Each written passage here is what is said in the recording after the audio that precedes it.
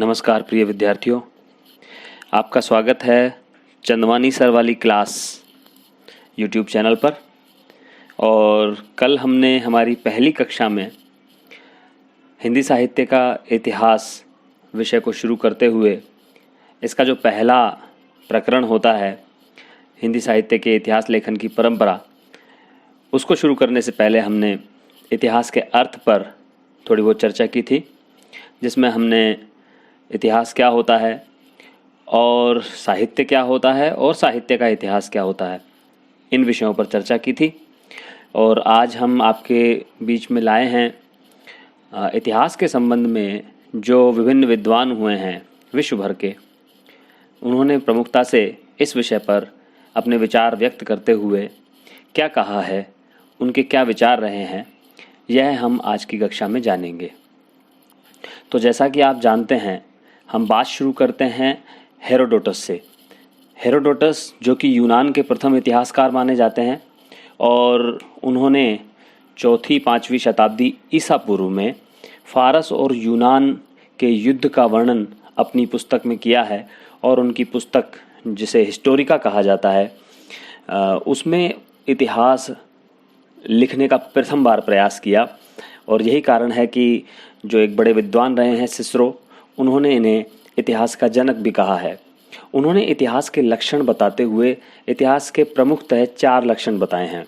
उन्होंने कहा है कि इतिहास की जो पद्धति होती है, इतिहास लेखन की जो पद्धति होती है, वह आलोचनात्मक होती है। आलोचनात्मकता का मतलब है कि किसी भी विषय पर विचार करते हुए उसके सभी पक्षों को दृष्टिगत किया जाना चाहिए। उसके सभी जितने भी पक्ष हैं उनकी समीक्षा की जानी चाहिए।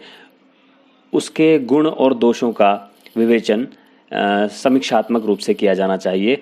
तो इतिहास में इसी प्रकार का एक आलोचनात्मक दृष्टिकोण रखते हुए हमें इतिहास लेखन करना चाहिए। दूसरा है, यह मानव जाति के विकास से संबंधित होता है।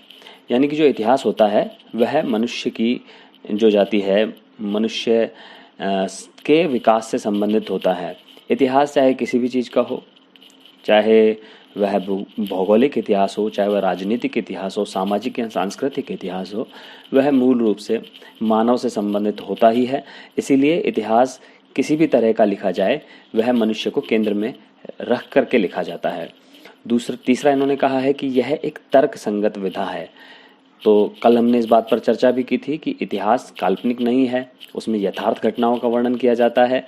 और वे यथार्थ घटनाएं जो तार्किक हैं, जिनके तथ्य उपलब्ध हैं, जिसके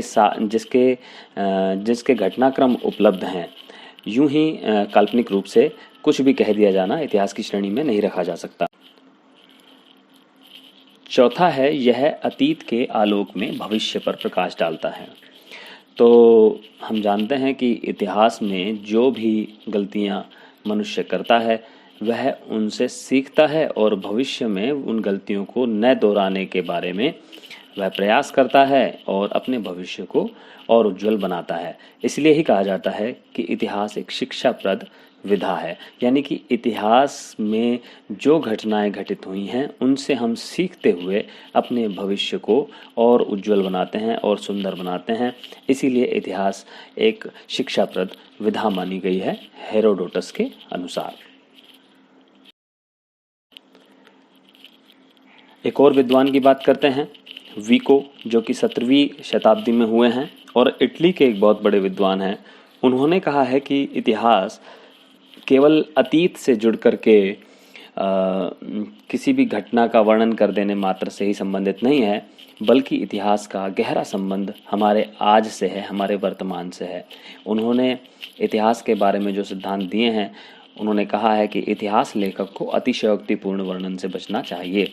यानी कि जैसा घटित हुआ है यथार्थ में वैसा ही वर्णन करना चाहिए, उसमें अपनी ओर से लाग लपेट करना या जैसा कहा जाता है कि नमक मिर्च मिला करके प्रस्तुत नहीं करना चाहिए और जैसा घटित हुआ है वैसा ही उसे व्यक्त करना चाहिए। दूसरा, उसने कहा है कि इतिहास लेखक को जातिवादी अभिमान से बचना चाहिए। कई बार ये देखा गया है कि यदि भारत का कोई व्यक्ति इतिहास लिखता है तो वह अपनी दृष्टि से लिखता है और फ्रांस का कोई व्यक्ति भारत के बारे में लिखता है तो वह अपनी दृष्टि से लिखता है और फिर उसमें बड़े मतभेद पैदा हो जाते हैं।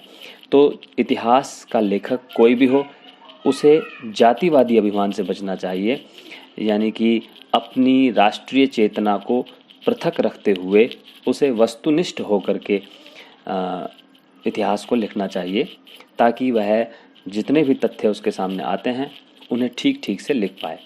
तीसरा है, अतीत महापुरुषों को बहुत अधिक विद्वान नहीं मानना चाहिए, यानी कि जो पीछे हो चुके हैं, जो विद्वान हो चुके हैं, उन्हें बहुत ज़्यादा महत्व नहीं देना चाहिए इस बात को लेकर के कि वो बड़े विद्वान थे और उन्होंने जैसा कह दिया है उससे आगे चल कर के कोई भी बात उससे बड़ी नहीं हो सकती। ऐसा नहीं मानना चाहिए, क्योंकि मनुष्य की जो चेतना है वह निरंतर विकसित होती रहती है और धीरे धीरे जो मान्यताएं हैं, जो प्रथाएं हैं, जो परंपराएं हैं, जो मनोवृत्तियां हैं, उनमें परिवर्तन होता चला जाता है। इसलिए किसी भी पूर्व जो अतीत में हो चुके लोग हैं उन्हें बहुत अधिक विद्वान नहीं मान करके इतिहास लिखना चाहिए। अगला है, दो जातियों के विचारों की समानता देखकर उन्हें परस्पर संबद्ध नहीं मान लेना चाहिए। इस संबंध में ये कहते हैं कि मनुष्य की जो मूल प्रवृत्तियां होती हैं वो मनोविज्ञान से परिचालित होती हैं, जैसा आप जानते हैं मनोविज्ञान पढ़ते हुए।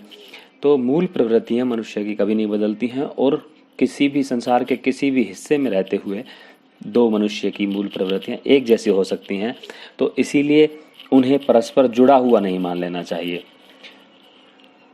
अगला है, अतीत के व्यक्तियों के बारे में यह विश्वास नहीं कर लेना चाहिए कि उन्हें अपने युग का पूरा ज्ञान था। जैसा हम आज अपने युग के लिए नहीं कह सकते कि आज हमें अपने युग का पूरा ज्ञान है या नहीं है, उसी तरह से हमें अतीत के व्यक्तियों के बारे में भी यह विश्वास नहीं करना चाहिए कि उन्हें अपने युग का पूरा ज्ञान था। इन मान्यताओं को ध्यान में रख करके ही किसी व्यक्ति को इतिहास लेखन करना चाहिए, ऐसा वीको कहते हैं।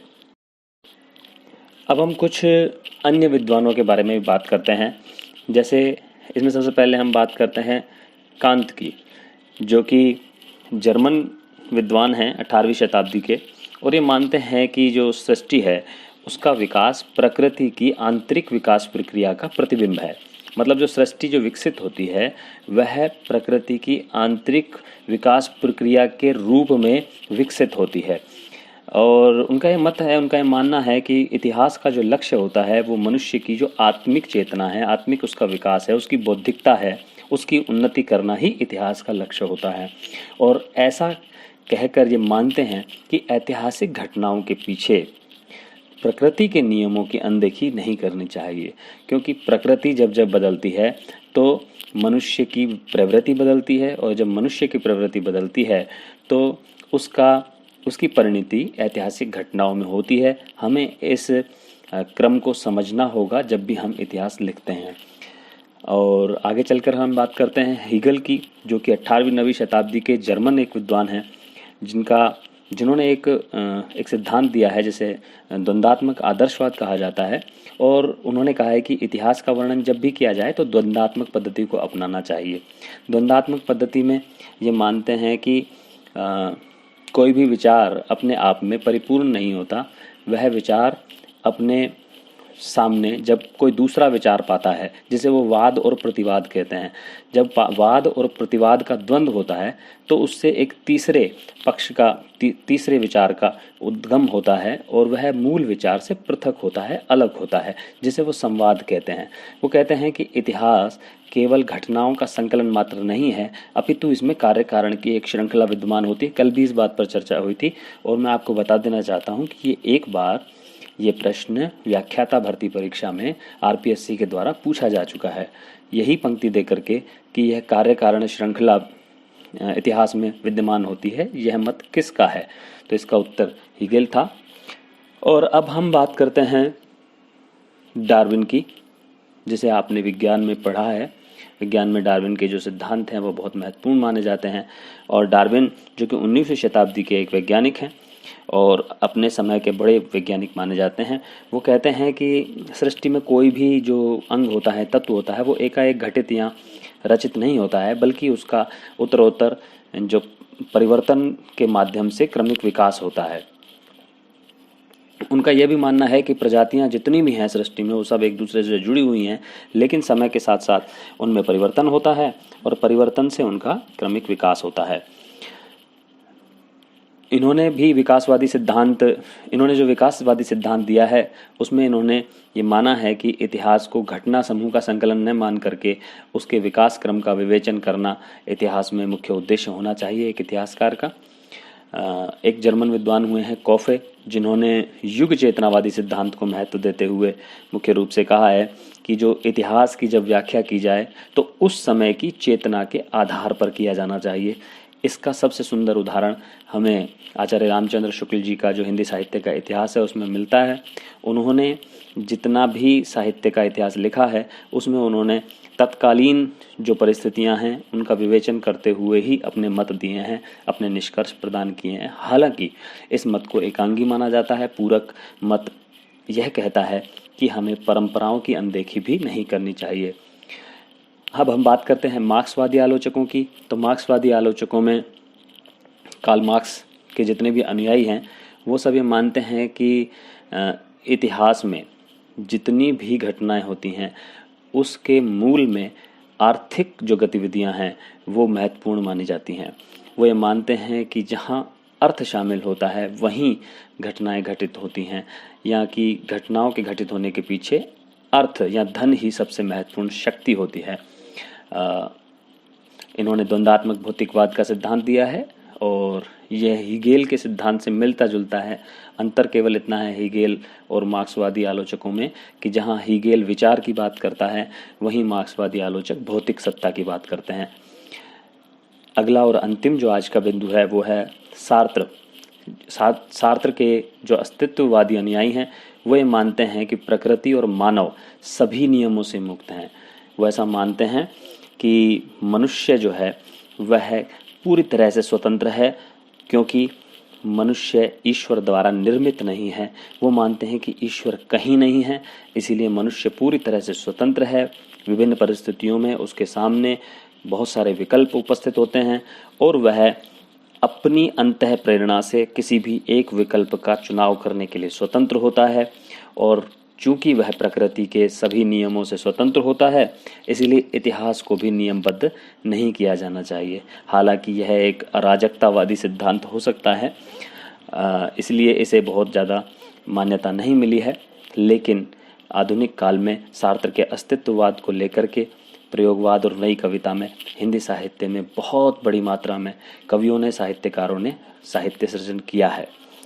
तो आज की हमारी कक्षा का अंत हम यहीं कर रहे हैं और मैं आशा करता हूं कि आप इस पूरी जो प्रक्रिया है, हमारी जो अध्ययन का जो तरीका है आपको पसंद आ रहा होगा। आप बीच बीच में वीडियो को रोक करके नोट्स भी बनाते जा सकते हैं और बीच बीच में मैं आपसे इस बारे में भी चर्चा करूंगा कि कौन सा प्रश्न कब परीक्षाओं में, आरपीएससी में या नेट में या अन्य परीक्षाओं में पूछे जाते रहे हैं, कौन से प्रश्न महत्वपूर्ण हैं, उन पर भी हम बीच बीच में चर्चा करते रहेंगे।